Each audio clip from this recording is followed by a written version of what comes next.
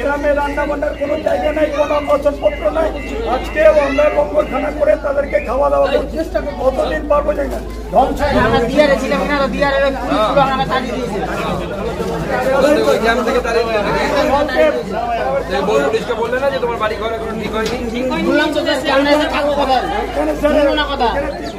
বাড়ি ছেড়ে পালালে তো হবে না, লড়াই করতে হবে এরপর, ঠিক আছে?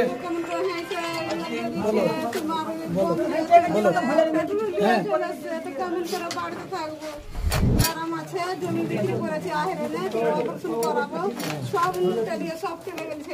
একটুখানি বাড়তে থাকার ক্যাম্প চাই আমরা, ক্যাম্প না থাকলে আমরা বাঁচবো না, ছাড়া হবে না।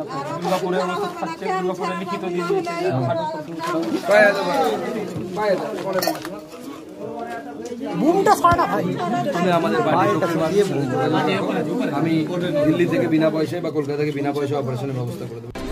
জানতে দেখতে থাকুন আলোক শিখা নিউজ গ্রুপ।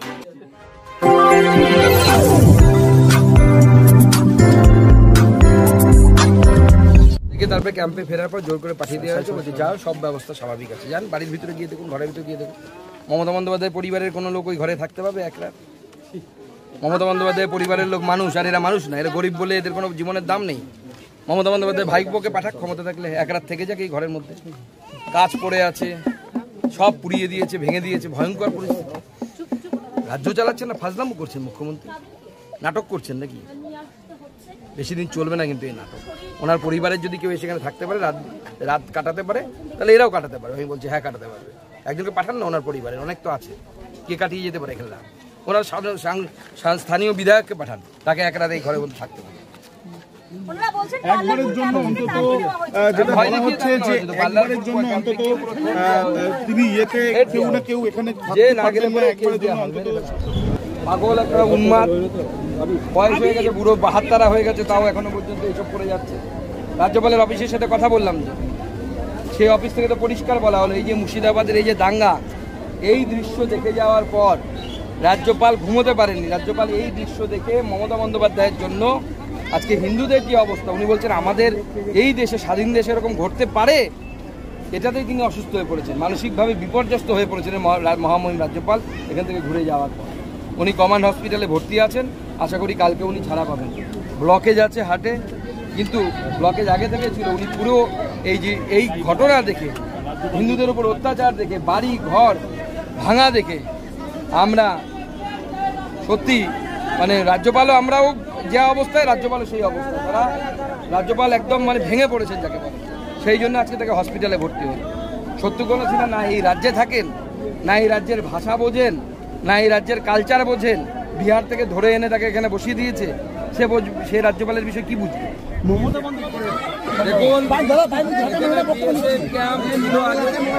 বামফ্রন্ট সরকারের আমলে সেই বিএসএফ ক্যাম্প তুলে দেওয়ার ব্যবস্থা হয়।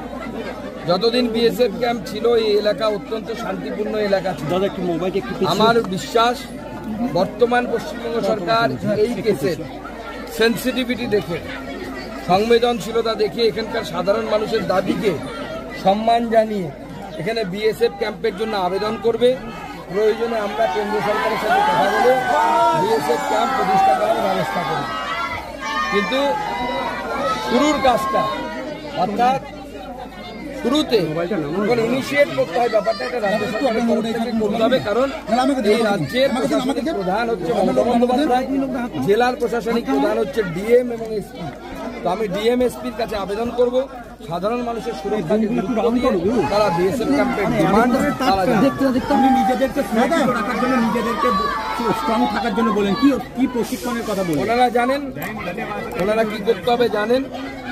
বিএসএফ আমরা 3 ঘন্টার মধ্যে নামিয়ে দেবো, 4 ঘন্টার মধ্যে নামিয়ে দেবো, কিন্তু ওই 3-4 ঘন্টা সামলানোর জন্য এইখানকার স্থানীয় হিন্দু সমাজকেও নিজেদের আত্মরক্ষার ব্যবস্থা করতে হবে। যেভাবে করা দরকার, ঠিক যেভাবে আক্রমণকারীরা আক্রমণ করতে আসছে সেইভাবে এদের বাঁচার ব্যবস্থা করতে হবে। মোথাবাড়িতে যেমন বলেছিলেন হাসুয়ার কথা, যেরকম ওনারা যা বোঝার বুঝে গেছেন, আপনাকে ব্যাখ্যা করতে। দাদা, মুখ্যমন্ত্রী বলেছেন যে এখানে সব বহিরাগত, কিন্তু কালকে যাকে অ্যারেস্ট করা হয়েছে এই ঘটনায়, তার বাড়ি সুলিতলা, কি বলবেন? এই তো এখানকার একজন কেউ অ্যারেস্ট হয়েছে বলছে, সুলিতলা কাছেগ্রাম, এই 4 জন এখনো পর্যন্ত অ্যারেস্ট হয়েছে। দাদা, আমার বিশ্বাস শুধু এই 4 জন মারেনি, দাদা কমসে কম 500 থেকে 1000 মুখ্যমন্ত্রী তো বলে সবই বহিরাগত, তাহলে এটা মুখ্যমন্ত্রী মিথ্যে কথা বলেছে। দাদা মুখ্যমন্ত্রীর পুলিশ কোর্টের সামনে গিয়ে এফিডেভিট দিয়ে কাগজ দিয়ে বলে দিয়েছে সমস্ত লোকাল পাবলিক ছিল, তাতে মুখ্যমন্ত্রী মিথ্যাবাদী, এই কথা মুখ্যমন্ত্রী পুলিশই বলেছে। দাদা ওয়াকার বোর্ডের নামে যে আন্দোলনটা হয়েছে কোর্টে গিয়ে স্বীকার করেছে পুলিশ। আমি ওনার দ্রুত আরোগ্য কামনা করি। আমিও চিন্তিত, আমি আপনার কাছ থেকে খবর পেলাম, আমি এখনই ওনার অফিসারদের সাথে কথা বলছি, উনি কেমন আছেন আমি জানাচ্ছি। দাদা ওয়াকার বোর্ডের নামে যে ভাঙচুর লুটপাট হলো, এটা কি বলবেন? দেখুন, এটা ওয়াকআপটা একটা অজুহাত হিসেবে ব্যবহার করা হচ্ছে।